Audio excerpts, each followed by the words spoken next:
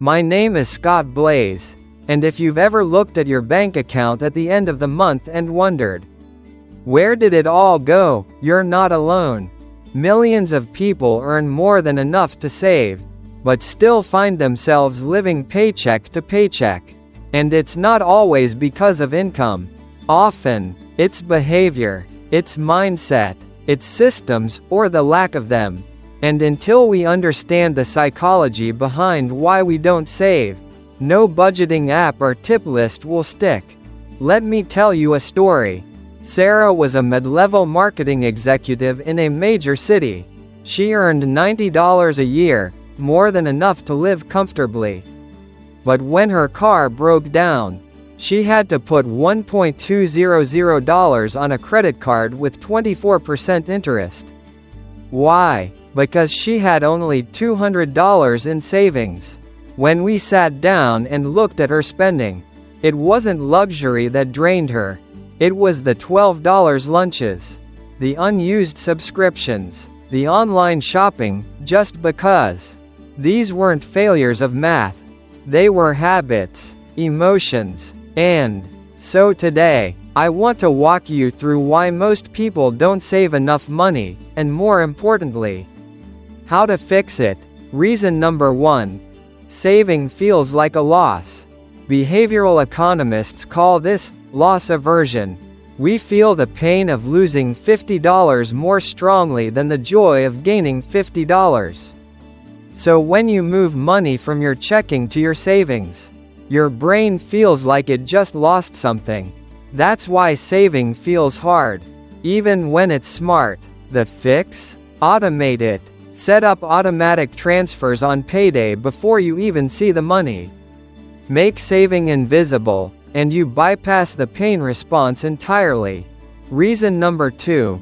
Future you is a stranger. Psychologists at Stanford did a fascinating study using brain scans. They found that when people thought about their future selves, their brains reacted the same way they would to a stranger. That means you're less likely to sacrifice for future you than you are for your neighbor. So how do we fix that? Visualization. Write a letter from your future self. Picture the life you want in 10 years, not just the car or house, but the peace of mind, the freedom. The third reason, lifestyle creep. It's subtle, it's sneaky, and it's deadly to savings. You get a raise, and instead of banking the extra money, you upgrade your lifestyle. New phone, better car, fancier dinners. But the happiness? It doesn't scale. Studies show that once basic needs are met, more spending doesn't equal more joy. The fix? Lock in your lifestyle. Decide in advance what enough looks like. Then channel every raise, bonus, or windfall into savings or investments. Fourth, we don't track where our money goes. What you don't measure, you can't manage. I've worked with clients who swore they were frugal, until we did a spending audit. Uber Eats, $400. Impulse buys, $300. Streaming services, $120. These weren't bad people, just unaware. The fix is simple: awareness. Use a simple spreadsheet or an app that categorizes your spending. Don't judge yourself, observe yourself, then adjust. Before we continue, if this episode is helping you rethink your money habits, even just a little, I'd love if you could take a moment to like, comment, share this podcast, or subscribe if you haven't already. It's the best way to support this kind of practical, honest content, and it helps more people like you get the financial clarity they deserve. Alright, back to it. Let's move to the fifth reason: emotional spending. We buy to soothe stress, to celebrate, to numb, or to feel in control. And marketers know this. That's why they target you with ads the moment your mood dips. Emotional spending isn't about the product. It's about the feeling it promises. So how do we fix this? We replace the trigger with a tool. When you feel the urge to buy, pause and ask, what am I actually feeling? Then, write it down. Go for a walk. Call a friend. You're not forbidden from spend. Sixth reason, no emergency fund. This isn't just a savings issue. It's a stability issue. Without a cushion, every flat tire, medical bill, or missed paycheck becomes a crisis. And crises destroy long-term plans. The fix? Start small. Even $500 can be a game changer. Keep it in a separate high-yield savings account, one that's not linked to your daily banking. Make it sacred. Protect it like it's your future self's lifeline. Because it is. Seventh reason, all or nothing thinking. People say, if I can't save $500 a month, why bother? But that's like saying, if I can't run a marathon, I shouldn't walk a mile. The fix is simple. Lower the bar. Start with $10. Build the habit first, then scale. It's not the amount, it's the consistency. And once you become the kind of person who saves automatically, you'll find the amount growing naturally. Now, let's shift from mindset to method. If you want to fix your savings problem, you need a system that works even when your motivation doesn't. Start with the 50-30-20 rule. Allocate 50% of your take-home income to needs, 30% to wants, and 20% to savings and debt repayment. Not perfect, but powerful. If 20% feels too high, start with 5% and build up. Again, the habit is the hero. Next, create sub-accounts. One for emergency fund, one for vacation, one for big purchases. Name them. Give them personality. When your money has a purpose, it sticks around longer. And here's a tip most people miss. Use friction to your advantage. Make spending harder and saving easier. Unlink your credit card from online shopping. Set up a 24-hour rule before buying anything over $50. Meanwhile, automate savings on payday. You'll be amazed how behavior shifts when the default changes. Let me tell you about Daniel. He was a freelance designer earning $60,000 a year. But by the end of each month, he was overdrafting his account. When we started working together, he was resistant to budgeting. Said it felt restrictive. So we reframed it. Instead of a budget, we built a freedom plan. Same math, new language. We created targets, not limits. Tracked small wins. Within 4 months, he had $2 saved. By the end of the year, he had built a buffer and paid off a credit card. What change? Not. Money is emotional, so your savings plan must speak to both your logic and your heart. Let's also talk about delayed gratification. The ability to wait now to win later. This is a skill, and it can be trained. Start with a 7-day wish list. Before any non-essential purchase, put it on a list. If you still want it in 7 days, go for it. If not, you just saved money and trained your brain. The longer you delay, the stronger your discipline becomes. And don't forget accountability. Share your savings goal with a trusted friend, or join a community where others are also building financial habits. Alone, it's easy to fall, but together, we rise. Now I know some of you are thinking, Scott, this all sounds great, but my income is tight. What if I genuinely don't have enough to save? That's a valid question. In those cases, focus on 2 levers: increasing income and optimizing essentials. Can you freelance a few hours a week? Sell unused stuff? Negotiate bills or switch providers? Often, small changes free up hidden dollars. And once you do find an extra $10 or $20 a week, protect it. That's the seed of your financial stability. It may be small now, but with consistency and time, It grows into peace, into power, into freedom. Here's a powerful mindset shift. Treat saving like a bill. We never forget to pay our rent or utilities. We plan for it. Why? Because the consequences are immediate and non-negotiable. What if you treated your savings the same way? As a non-negotiable line item, scheduled, prioritized, respected. Let's talk about values-based spending. This is one of the most liberating financial tools I know. The idea is simple.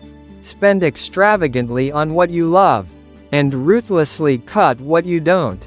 For example, if travel lights you up, save aggressively elsewhere so you can enjoy that without guilt. But be honest, how much of your spending is aligned with your true values versus what's convenient or marketed to you? That's why I encourage everyone to create a joy list. 10 things that bring you genuine fulfillment. Cross-reference that list with your last month of expenses.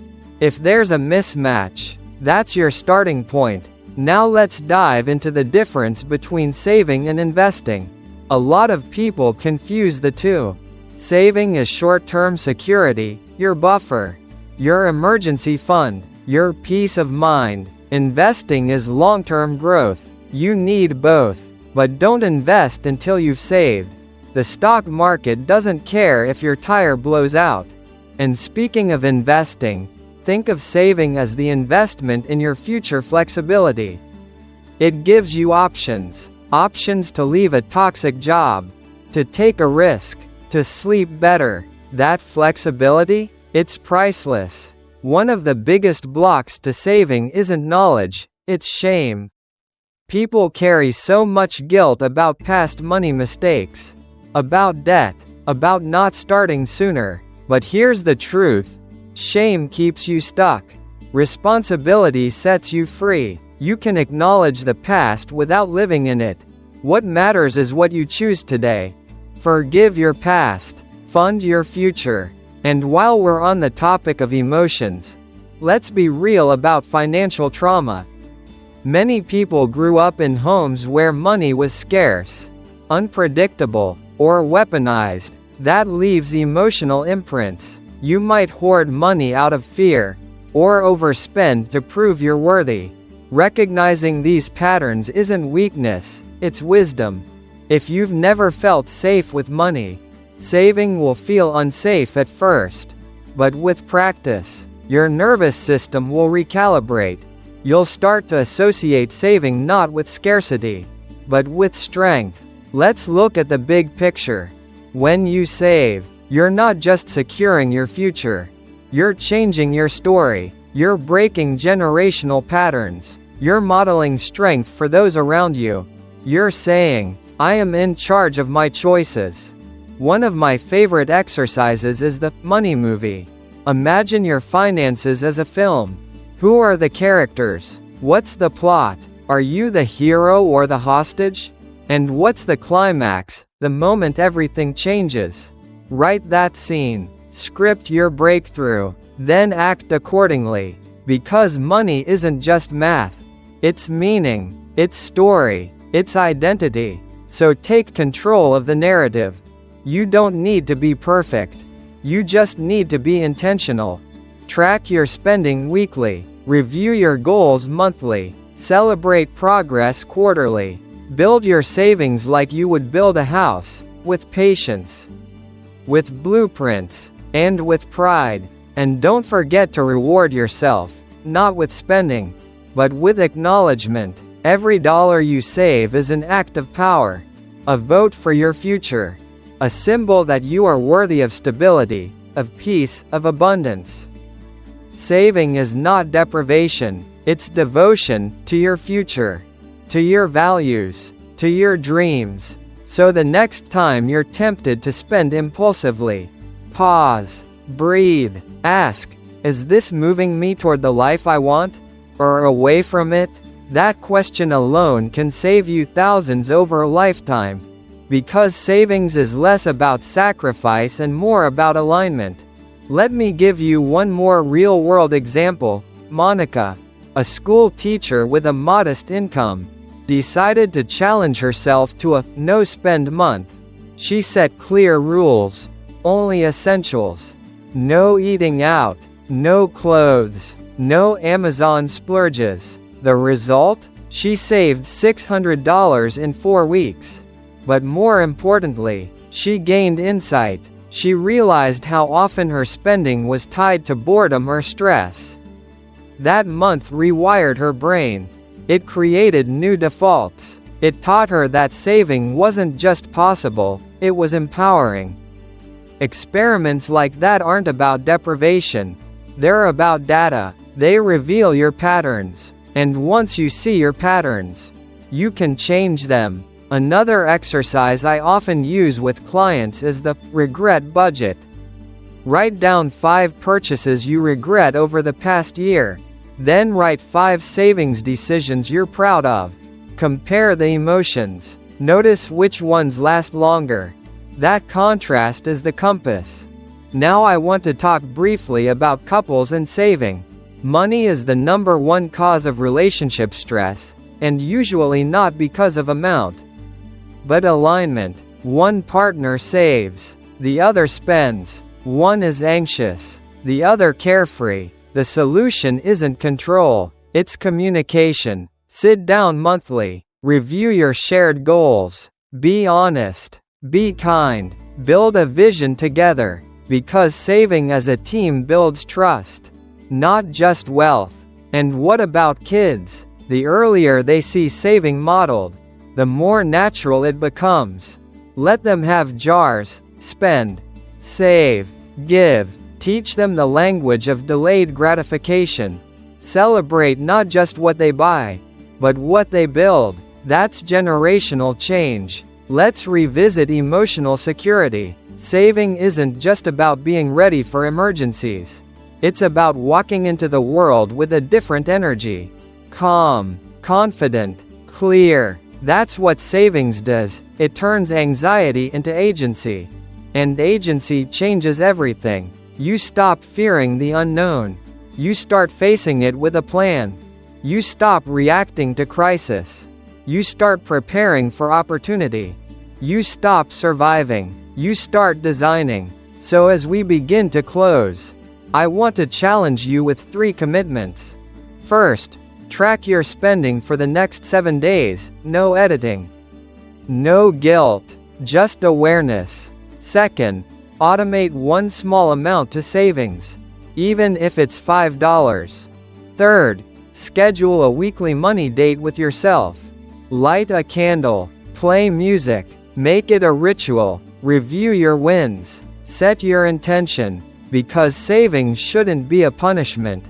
It should be a practice of self-respect. And respect grows through rhythm, through structure, through showing up for yourself even when it's inconvenient. You are not behind, you are just beginning. And every act of saving, no matter how small, is a step toward the life you deserve. One where money isn't your master, but your tool. One where peace replaces panic. One where the future feels exciting, not overwhelming. You have the power to create that future. Not all at once, but day by day, dollar by dollar, choice by choice. And you don't need to do it alone. That's what this podcast is about, equipping you with the tools, stories, and strategies to take control. Because when you master your money, you don't just gain wealth. You gain freedom, you gain confidence, you gain time. And that, my friend, is the most valuable savings of all. So wherever you are in your financial journey, know this: you are not broken. You are not incapable. You are not doomed to repeat the past.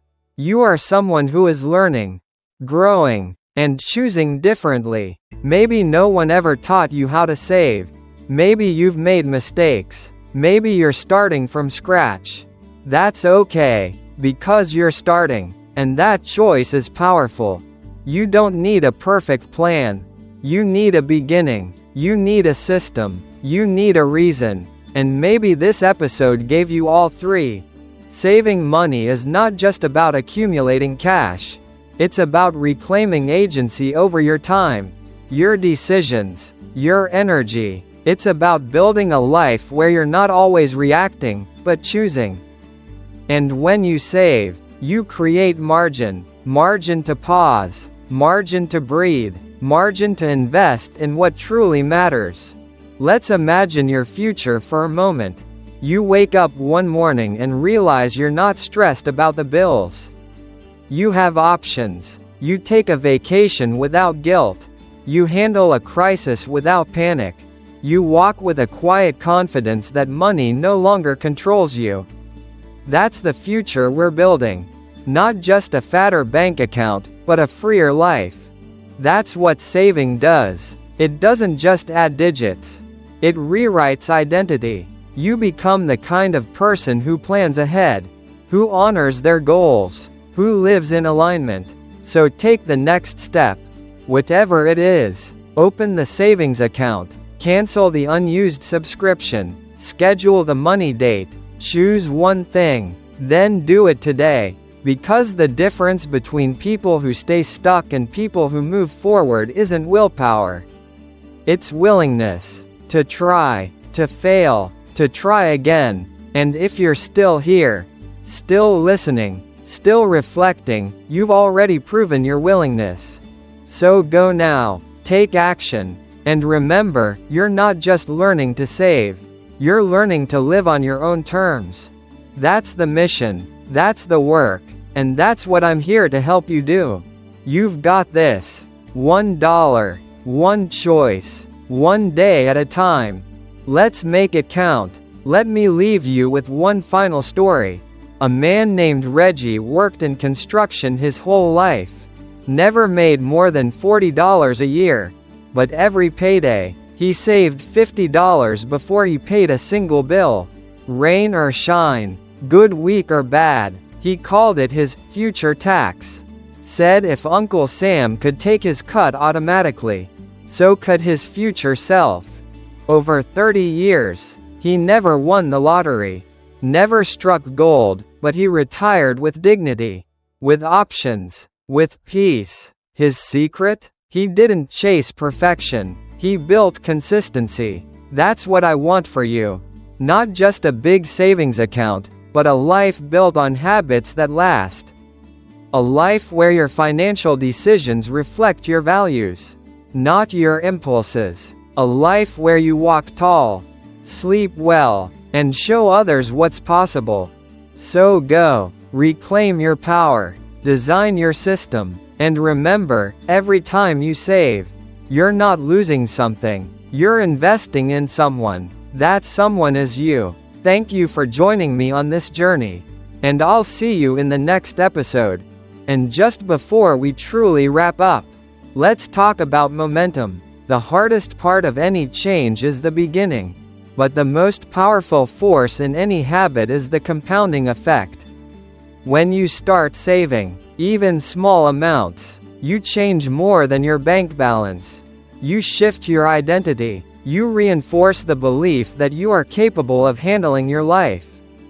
That you can plan. That you are not helpless in the face of the future. The first $100 you save is worth more than the next 1,000, because it proves you can do it. And when that confidence starts to build, you start saying no to things that drain you, and yes to things that build you. You say no to late night impulse buys, and yes to early morning peace of mind. You say no to short-term pleasure, and yes to long-term purpose. This is how people change. Not overnight, not from one podcast, but from a decision, then another, then a pattern, then a transformation. You are not the same person who pressed play today. You've seen something different, felt something click, maybe a truth you've avoided, maybe a step you now know you can take. Whatever it is, honor it. Write it down, act on it, share it with someone, because saving money isn't a solo act. It's a signal that you value your time, that you honor your priorities, that you're serious about peace, freedom, and purpose. And the more of us who live like that, the more we change not just our accounts, but our culture. This isn't just financial, it's foundational. And the good news? You already started. So don't stop now. Keep walking. I'll be right here with you, every step of the way. This is Scott Blaze, and I believe in the future you're building. Stay consistent, stay grounded, and I'll see you in the next episode. Remember, saving isn't about having more. It's about needing less to feel secure. That shift is everything. That's where peace begins.